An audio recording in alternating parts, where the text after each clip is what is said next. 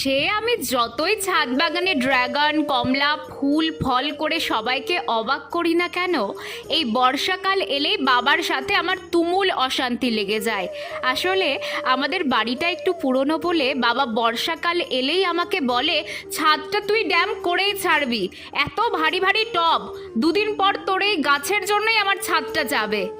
বাবা যখন বলে একটু রাগী হয়, তারপর ভেবে দেখলে বুঝি বাবা তো ঠিকই বলেছে, ছাদটা তো সত্যিই খুব পুরনো হয়ে গেছে। এই দেখো, কথা বলতে বলতে আকাশটা আবার কালো হয়ে এসেছে।